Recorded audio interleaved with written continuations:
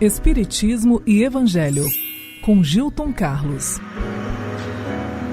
A evolução moral vai nos ensinando que o amor de Deus não tem distinção.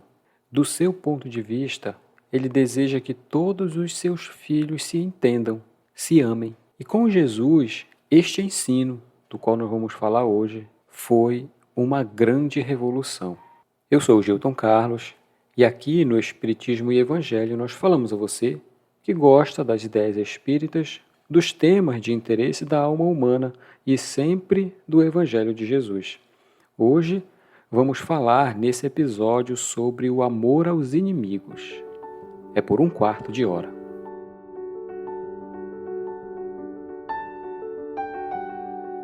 Nós vamos iniciar fazendo referência ao capítulo 5, que é o Sermão do Monte, no qual, quase no finalzinho, no qual Jesus fala, ficou anotado da seguinte maneira pelo evangelista Mateus: ouvistes o que foi dito, amarás o vosso próximo e odiarás os vossos inimigos. Eu, porém, vos digo, amai os vossos inimigos, fazei o bem aos que vos odeiam e orai pelos que vos perseguem e caluniam, a fim de serdes filhos do vosso Pai que está nos céus, e que se levante o sol para os bons e para os maus, e que chova sobre os justos e os injustos. Aqui, já para começar, Jesus traz uma ideia para nós, enquanto espíritos, filhos de Deus em crescimento, que é a da identificação com Deus. Bem na frente, logo quando ele encerra o Sermão do Monte, ele conclui, dizendo assim: sede perfeito, como perfeito é o vosso Pai Celestial. Vê a identificação? Isso quer dizer o quê? Que Deus ama aos maus e aos bons. O seu amor não tem distinção. Por isso, desta forma, quando ele traz essa ideia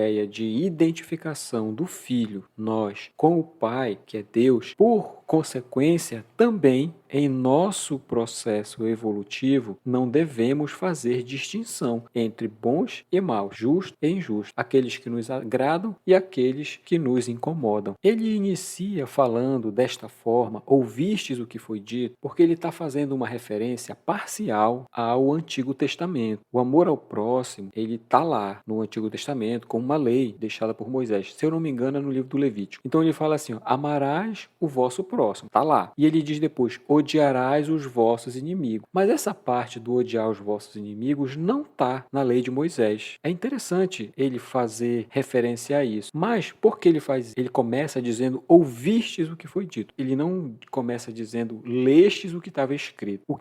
Do que ele está falando aqui? É aquela perda. Com o passar do tempo, a gente, em muitas religiões que a gente já viveu, acabamos perdendo, que é o vínculo com o original. Desde o início está determinado a necessidade de amor ao próximo. A questão de odiar os inimigos foi uma inclusão, uma adição da tradição oral, aquilo que foi ensinado nas interpretações e tudo, e com o passar do tempo se tornou como lei. E era isso, portanto, que era repassado e ensinado. E ele vem para mostrar justamente que essa parte do odiar os inimigos não está na lei de Deus. Essa ideia do inimigo, isso estou falando aqui no contexto judaico, havia, de fato, uma espécie de ódio devotado para aqueles que estavam fora daquela aliança de Israel com Deus, segundo a tradição, que eram tidos como os inimigos de Deus. Era aceitável isso em alguns círculos dentro da ética dos judeus daquele tempo. Orar pelos inimigos não era uma atitude presente nem nos mais santos do Antigo Testamento. Alguns filósofos respondiam sempre de modo duro e arrogante contra adversários. Para os pagãos, seja aqueles que professavam a religião politeísta de muitos deuses, os judeus, em sua maioria, apenas cumprimentavam e olhe lá, e se interessava mais realmente por aqueles que eram os seus conhecidos, os seus familiares, os seus, de uma maneira geral. Os publicanos eram outros, que eram os cobradores de impostos, aqueles que eram os cobradores de impostos eram a ligação entre Roma e os judeus, por isso eles eram odiados. Eles eram vistos entre os piores que havia entre os judeus. Os gentios, o povo gentil, em geral, eram tidos como imorais, idólatras, hostis, de modo que havia uma espécie de consenso dentro do povo judeu que eles não deveriam ser iguais a estas pessoas. Por isso, quando Jesus fala sobre o inimigo, inimigo, ele toca num ponto que vai no coração de cada um e no coração da tradição daquele povo. E quando ele fala esse ensino, ele chama a atenção aqui para uma característica humana que é pronta. E todos vão compreender quando eu disser aquela que é a nossa tendência, vou chamar assim, de amar somente o que nos amam. Mas aqui então está uma diferença fundamental dos que seguem Jesus. Não somente para aqueles que te beneficiam, não somente para aqueles que são agradáveis aos seus olhos, não apenas aqueles que te proporcionam uma boa convivência, uma tranquilidade. Ao seguidor de Jesus, o respeito, o amor no sentido que ele coloca, é também, e poderia até dizer principalmente, para os outros. Estes que estão, vamos dizer, no lado oposto do bom convívio, da harmonia, das boas relações. Isto posto, lá no Evangelho segundo o Espiritismo, eles colocam esse tema dizendo o seguinte, em relação ao que nós falamos no episódio anterior, do amor ao próximo, que ele fala, se o amor ao próximo é o princípio da caridade, amar os inimigos é a aplicação mais sublime desse princípio, porque a posse dessa virtude, que é de querer bem, neste sentido, aos seus inimigos, representa uma das maiores vitórias contra o nosso orgulho e contra o nosso egoísmo. Mas eles explicam, e aqui é que está um cuidado em relação a esta afirmação de Jesus, que resultou em incompreensão, é no próprio sentido da palavra amar aqui neste passo. Ele não pretendeu, falando dessa maneira, que a gente tenha para com o inimigo a ternura que a gente dispensa a um irmão, um familiar, um amigo, porque a ternura, ela pressupõe confiança. E quem pode depositar confiança em alguém que sabe que quer te prejudicar, que quer te fazer? Não dá para ter, eles chamam, expansões de amizade, sabendo que aquela pessoa, aquele alguém, é capaz de abusar dessa atitude. Se por exemplo, entre pessoas que não têm confiança, né, que ficam desconfiando uma da outra ali, essas manifestações de simpatia simplesmente não existem. Enfim, quer dizer isso, ninguém pode sentir, falando aqui do verdadeiro sentimento, ninguém pode sentir, estando com um inimigo, alguém que você sabe que quer te prejudicar, uma tranquilidade, um prazer igual ao que se sente na companhia de um amigo, alguém em que você tem plena confiança. Então aqui está o entendimento. Amar os inimigos, na conceituação que Jesus propõe, não é ter por eles uma afeição, um carinho, até uma inocência que não está na natureza. Porque quando nós estamos perto de alguém em que não há inimizade, eles falam assim, até o coração bate de maneira diferente. Mas o que é então amar os inimigos, como Jesus colocou? Não guardar ódio por eles, por ninguém, nem rancor e nem desejo de vingança, nem aquele prazer que muitas vezes a gente pode sentir quando um adversário, alguém que a gente não gosta, sofre um prejuízo, sofre algum mal. É perdoar a eles sem nenhum pensamento oculto, sem nenhuma condição, o mal que causem para nós. Desejar-lhes o bem e não o mal. Experimentar alegria em vez de ficar reclamando ou ficar lamentando alguma coisa boa que lhes aconteça. Socorrer a estas pessoas, a esse alguém em uma ocasião, se desenhando à sua frente. Se abster, seja falando, seja fazendo alguma coisa, de tudo que possa prejudicar a este outro. Ou seja, retribuir sempre o mal que se recebe com o bem que a gente doe, sem a intenção de os humilhar. De modo que quem assim se comporta, preenche estas condições que foram colocadas por Jesus quando ele disse, amai os vossos inimigos. Agora, para o espírita, é muito mais diferente essa maneira de ver as coisas, porque o nosso olhar vai para o passado e vai também para o futuro, além do momento presente. De modo que a situação que se está vivendo, por conta desse olhar expandido, toma um simples ponto, um instante sequer, a gente pode dizer, na vida do espírito. Até mesmo sabemos, como espíritas, que pela própria condição da Terra atual, a destinação dela, como chama Santo Agostinho, lá no capítulo 3 do Evangelho, a gente deve esperar topar por aí com pessoas mais perversas, se não formos nós essas pessoas mais perversas. Ou seja, as maldades com que a gente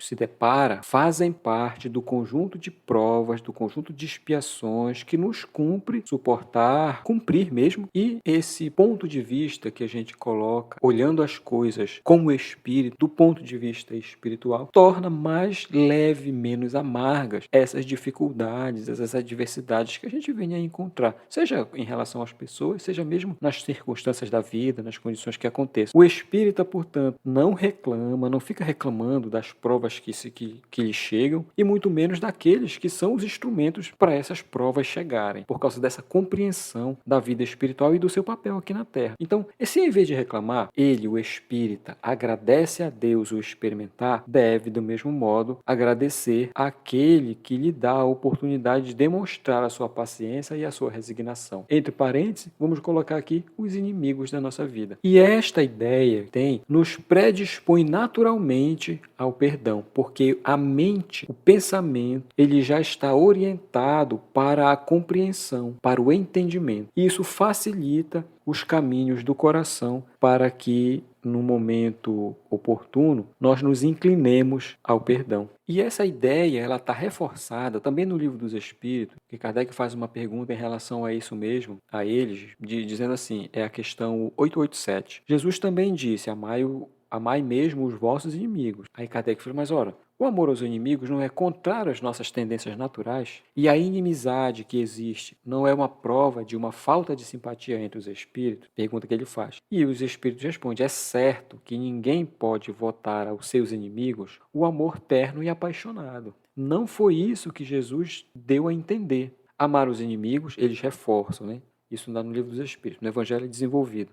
Eles reforçam. Amar os inimigos é perdoar-lhes e lhes retribuir o mal com o bem. O que assim procede se torna superior aos seus inimigos. Aqui é a superioridade moral, desenvolvimento da virtude, da humildade e da caridade, principalmente. Ao passo que abaixo deles se procura tomar vingança. Também Emmanuel, no livro Consolador, é o número 158, a pergunta que se faz a ele. E ele agora aqui toca naquele ponto que é a questão espiritual dos inimigos na Terra. Se uma criatura desencarna, deixando inimigos aqui, é possível que continue perseguindo o seu desafeto lá no mundo espiritual? E ele então responde da seguinte, isso é possível e quase geral nas relações na Terra, porque ele diz, se o amor é um laço que une as almas na alegria e na liberdade, o ódio é uma algema dos escravos que os prendem reciprocamente na prisão da infelicidade.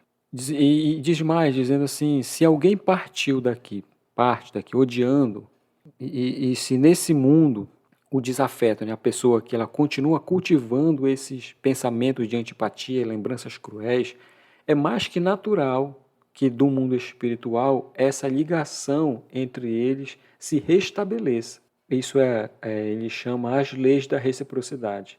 E daí depreende-se então a necessidade do perdão para o inteiro esquecimento do mal e da libertação dessas algemas de sofrimento entre duas pessoas, dois espíritos, nesse caso que ele coloca um encarnado e um não, que ainda se odeiam. De modo que a fraternidade pura, aquela que Jesus lembrou lá, amar ao próximo como a si mesmo, ou mesmo, nesse caso que amar os inimigos, ela possa se manifestar através da oração, que nos sintoniza com o bem, com os bons espíritos, e a vigilância, que nos mantém alerta em relação ao nosso comportamento e a direção, se porventura se desviar dos nossos pensamentos e dos nossos sentimentos.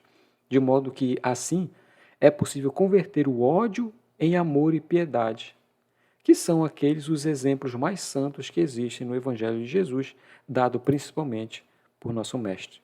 Bom, que implicações isso tem na nossa existência, na nossa vida? Que lá atrás o próximo era entendido essencialmente como o irmão judeu, o familiar, alguém da tribo, um amigo, etc.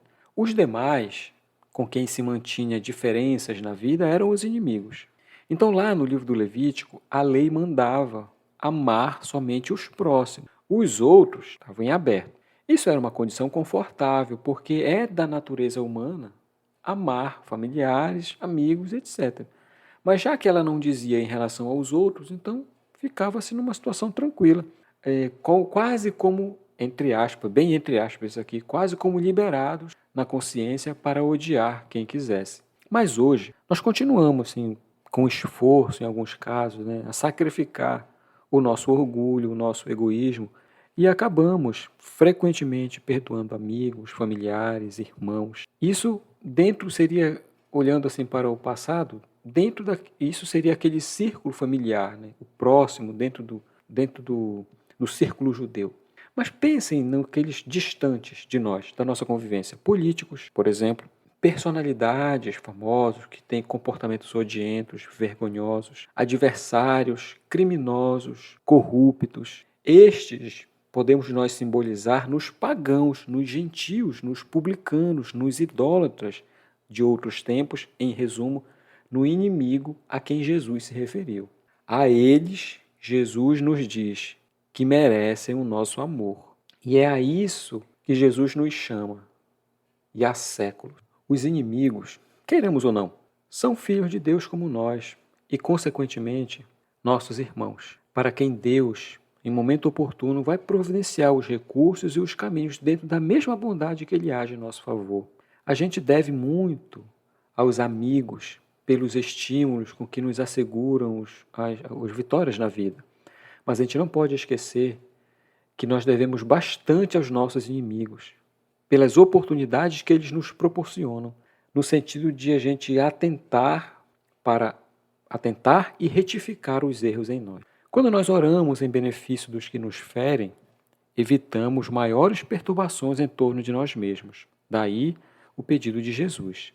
Uma atitude respeitosa para com os adversários nunca é perda de tempo. E Emmanuel ainda faz uma afirmação dizendo que quando nós amamos os inimigos e nos entregamos sinceramente ao juízo de Deus, com as melhores vibrações de fraternidade, a gente acaba por eliminar 90% dos motivos de aflição e aborrecimento em nossa vida. 90%. Abençoando em silêncio os que nos criticam ou golpeiam, protegemos com mais segurança os interesses do trabalho que Deus nos concedeu aqui. Portanto, o amor pelos inimigos significa fazer a paz em todas as nossas relações. Gentes, muito obrigado por esses minutos. Eu espero vocês no próximo episódio. Eu espero também que vocês tenham gostado desse. Se gostou, vou deixar o post lá no Instagram, onde a gente pode interagir. Lembrando, é no Espiritismo e Evangelho ou também no Gilton Carr. E eu vou colocar lá também as postagens, os livros que eu utilizei para fazer esse episódio aqui. Um abraço em todos e que Jesus o abençoe.